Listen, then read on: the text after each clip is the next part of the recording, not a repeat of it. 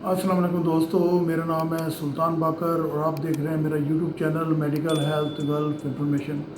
आज हम बात करेंगे मेडिकल के टोकन के बारे में, क्योंकि ये इन्फॉर्मेशन आप लोगों को देना बहुत ज़रूरी मैं समझता हूँ, क्योंकि बहुत से दोस्त हजरात के मुझे कॉल्स आ रहे हैं और मैसेज भी आ रहे हैं कि सर हमारा टोकन डिलीट हो गया, ये टोकन कैसे मिलेगा। इसके बारे में आज की ये वीडियो है।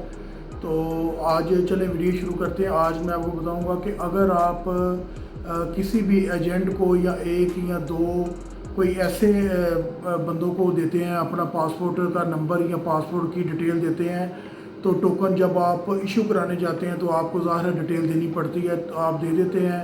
या आपको कोई छोटा मोटा मसला मसाइल होता है, जैसे आपको एक्सरे का मसला है या ब्लड का मसला है, तो आप उनसे ये बात डिस्कस करते हैं। तो वो क्या करते हैं कि वो आपका पासपोर्ट का नंबर या आपकी जो पासपोर्ट की कापी अपने पास सेव रखते हैं। तो आप उसके अलावा किसी भी और जाके किसी भी दफ्तर में या कोई गैम्पा का कोई ऑफिस जो आपको पता प्राइवेट लोगों ने बनाए हुए हैं, जाके अपना मेडिकल का टोकन इशू करवाते हैं।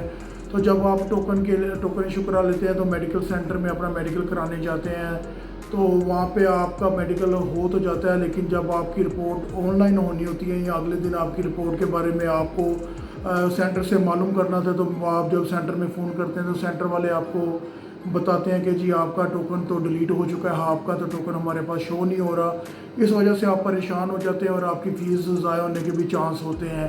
तो सेंटर आपको पता आजकल अगर ये मसला है तो आपका मेडिकल दोबारा करते हैं, तो आप क्या करते हैं, दोबारा उसी बंदे के पास जाते हैं, तो वो आपसे दोबारा 3,000 या 5,000 लेकर आपका टोकन जो है ना दोबारा निकालता है। तो वो टोकन लेके आप सेंटर जाते हैं, तो सेंटर वाले भी आपको यही कहते हैं जी आपका ये टोकन कैंसिल हो गया था। इस पर एक नंबर होता है जो 15-20 जो वर्ड होते हैं गिनती के भी होते हैं उसमें, और इंग्लिश के भी लफ्ज़ होते हैं जी, वो लेके आए। तो वो ज़ाहिर डिलीट हो चुका है। तो आप दोबारा जब लेंगे तो वो आपको कहेंगे जी आपका हम मेडिकल भी दोबारा करेंगे, उसमें फिर आपको परेशानी का सामना करना पड़ता है।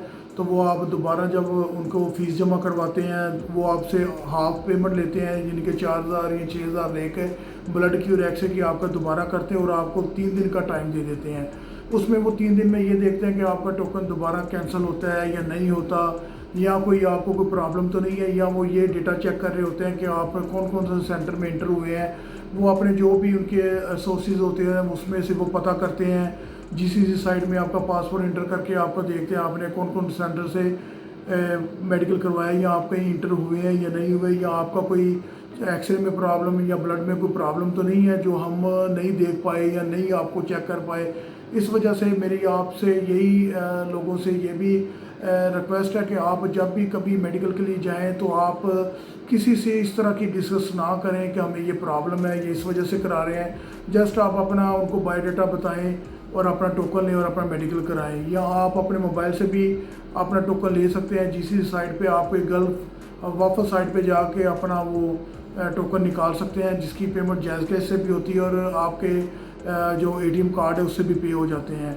आज की इन्फॉर्मेशन देने का मतलब ये है कि आप इन चीज़ों से बच सकें, आपके पैसे भी ज़ाया ना हो और आप इन चीज़ों से बच सकें। और इसके अलावा कोई भी आपको इन्फॉर्मेशन चाहिए मेडिकल हेल्थ के बारे में या एक्सरे ब्लड किसी चीज़ के बारे में, तो आप मेरे दिए हुए नंबर पर कमेंट कर सकते हैं या मुझे मैसेज कर सकते हैं। तब तक के लिए अल्लाह हाफ़िज़।